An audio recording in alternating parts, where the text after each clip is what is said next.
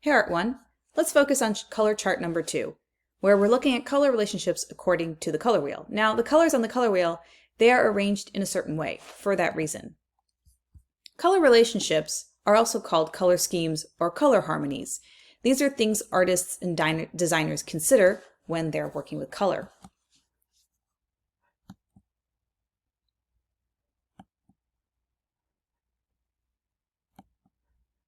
Now, our first color scheme we're focusing on are called monochromatic colors. Mono means one. So a monochromatic color scheme is a color scheme that uses only one hue that varies in value and intensity. For example, now in this example here, this uses a monochromatic color scheme just using violets and purples.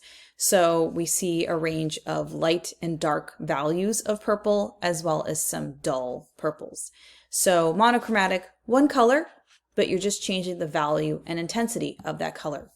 This photograph here, it uses a monochromatic color scheme of blue. You can see all the different blues that have been sampled from this photograph. This is a photo from a furniture magazine, and you can see their main monochromatic color scheme is using Wes Anderson. He's a famous filmmaker, director. His movie, The Grand Budapest Hotel, actually has some scenes that uses mostly monochromatic colors, and this is intentional. This is a scene here from The Matrix. This uses a mostly monochromatic color scheme using greens.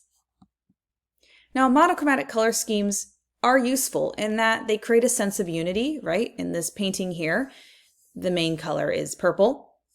Monochromatic color schemes help achieve a serene design, create a sense of calm, conveys reliability. It's pretty forgiving in terms of a color scheme. It's probably the easiest one to use because you're just using one color and making it lighter and darker and duller. Our next color scheme is called analogous colors. These are colors that are closely related to each other and that they're right next to each other on the color wheel. This is an arrangement here of 3 colors. They are analogous because, again, they're next to each other on the color wheel. We have green, and blue. And you can see that arrangement happening here with these fabrics. Artists and designers tend to use analogous colors a lot in clothing. It might be something you think about when you're choosing your colors and clothing for the day. But analogous color schemes are usually a set of 3 or 4 colors that are next to each other on the color wheel. We can see this arrangement here in someone's bedroom. We can see this arrangement here in this person's bedroom as well. So analogous colors, they definitely come in different sets. They can be a primary and a secondary color. They can also be a primary, tertiary, and secondary color. So it could be a set of 2 or a set of 3 colors. And that's just a little sample there of different sets of analogous colors. Now, analogous colors, again, they're next to each other on the color wheel. It definitely creates a calming effect on your design because the colors are fairly predictable. You want to only use mostly warm or cool selections, though, to really avoid complicating the harmony, right? This is mostly cool colors. These are definitely all warm colors. We use analogous colors to calm the design and also to create a sense of unity. Our next color scheme is called complementary colors. These are colors across from each other on the color wheel. So, for example, the opposite of yellow is purple or violet. The opposite of orange is blue. The opposite of green is... So why do we use complementary colors? Sometimes designers and artists like to use complementary colors to create contrast, because in real life, when you put those 2 colors together, they almost seem to vibrate against each other. Like they create this contrasting effect. Vincent van Gogh, here's a portrait he created after he had cut off part of his ear. It's called Self-Portrait with Pipe and Bandaged Ear, made in 1889. You can see he's used different sets of complementary colors for a purpose. These are some scenes from the movie Amélie. You can see a lot of these scenes here are using mostly complementary color scheme of red and green. So when you place complementary colors next to each other, they make each other appear brighter, more intense. But if you take complementary colors and you mix them together, in theory, in terms of pigment, they become more dull, almost kind of gray. So complementary colors create contrast. This isn't necessarily because they look good with each other, right? When we think of a compliment, we're saying something nice about somebody, right? But complementary colors, it's just a term that we use. We don't mean that the colors look good with each other. We often see complementary colors used in advertising. For example, here, this is an image from a food magazine.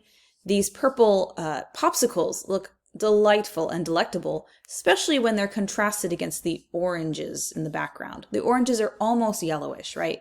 Yellow and violet are opposites of each other on the color wheel. We have orange and blue. Again, the orange handbag stands out, not just because of how large it is, but also how it contrasts against the blue of the dress and her nail there as well.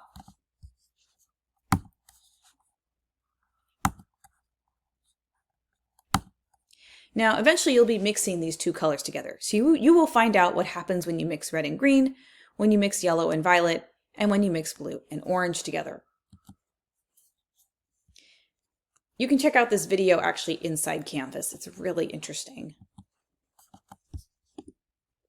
Let's go to color chart number 3. Color chart number 3 focuses on values of color, whether it's mixing colors to create value or how we think about color having its own value itself. Remember, value is the lightness and darkness of a color. So we can actually take the color wheel, split it in half. Half of the color wheel has warm colors and half of the color wheel has cool colors. This is one way to think about color groups. So warm colors, these are colors that suggest warmth, action, and energy. Warm colors always seem to advance. Think of a stop sign. Stop signs are red for a reason. Stop signs are red because red catches our attention. Red is actually the color that our eyes recognize most quickly. If stop signs were not red and they were green or blue, we would probably drive right through the intersection. So that's why we say warm colors advance, which means we see them more quickly than blue colors.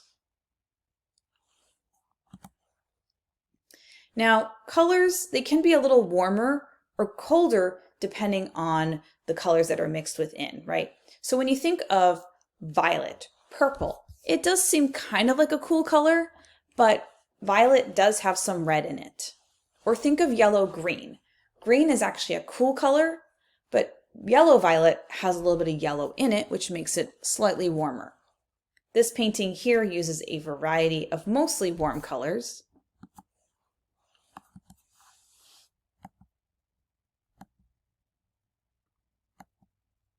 Let's talk about cool colors. So cool colors, they suggest coolness, calm, and relaxation. We tend to say cool colors recede and that we don't notice them as quickly versus warm colors. Again, warm colors tend to advance, which means our eyes notice them more quickly, and there's a reason for that.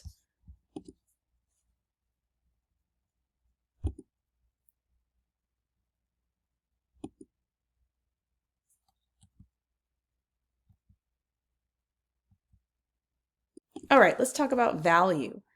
Value is the lightness and darkness of a color. Yes, we've applied value when we were talking about pencil, creating different grays, lights and darks of grays, but the same thing applies to paint, oil pastel, watercolor, all different types of art medium that work with color. There's 3 important words you need to know for value: shade, tone, and tint. So when we're changing the value of a color, we have to think of the use of black and white. Black is technically the absence of color. Black means there's no color at all. There's no pigment. White is the presence of all colors combined.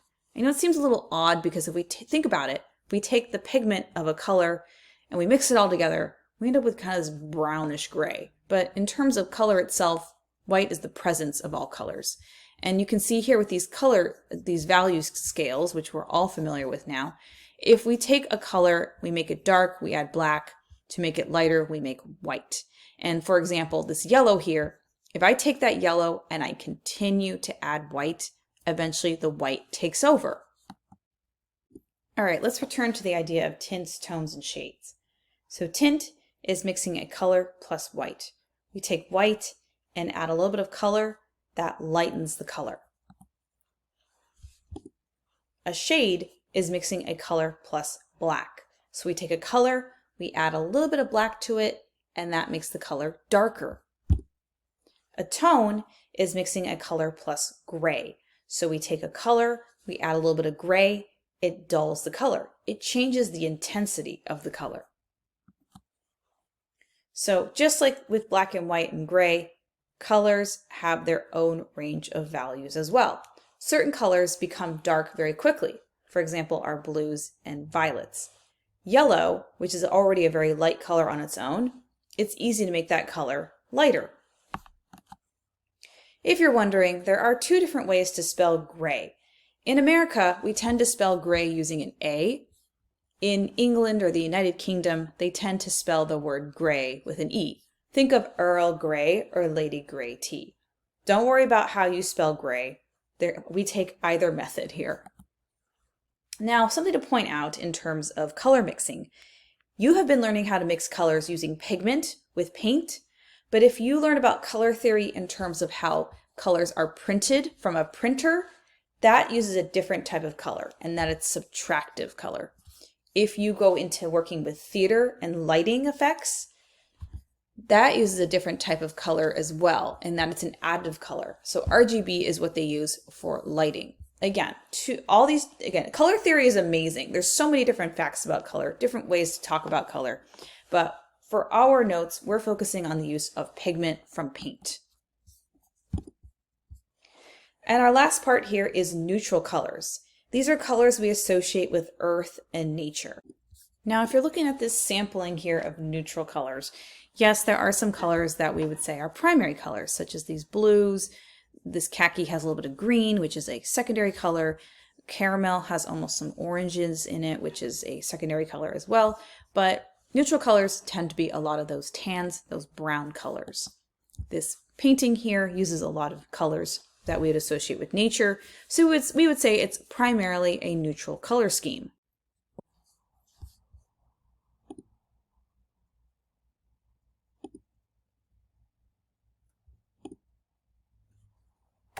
All right, so before you progress and complete the painting portion here, let's just do a little bit of labeling on our page, our color chart number 3 here. Just a couple things to consider when you go forward with the painting portion. Now you should have everything already labeled, but I'd like to point out a couple things with the tint, tone, and shade. You can make some notes outside your paper. So already on here for tint, we have color becoming lighter. So what I want you to paint is you're going to put the pure color right in here. So for example, if I'm using red, I would put the pure color, the pure red from the bottle. Now in here, we're going to have color plus white. That says color plus white.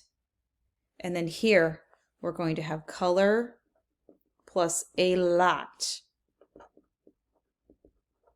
of white. Okay, so pure color, color plus white, color with a lot of white. So you'll just have a 3-step value scale of a color becoming lighter. In terms of a tone, we're going to have a color becoming more gray. So here we're going to have the pure color from the bottle. Here we're going to have color plus gray, and then we're going to have color plus more gray. So the color is going to become even more gray here. For shade, color plus black, we're having a color become darker. Same thing, we're going to have pure color here. Okay, pure color in this square. In this box, we're going to have color plus black. As you already know, don't go too dark too quickly. And then in this spot, we're going to have color plus more black. So we're making the color even darker.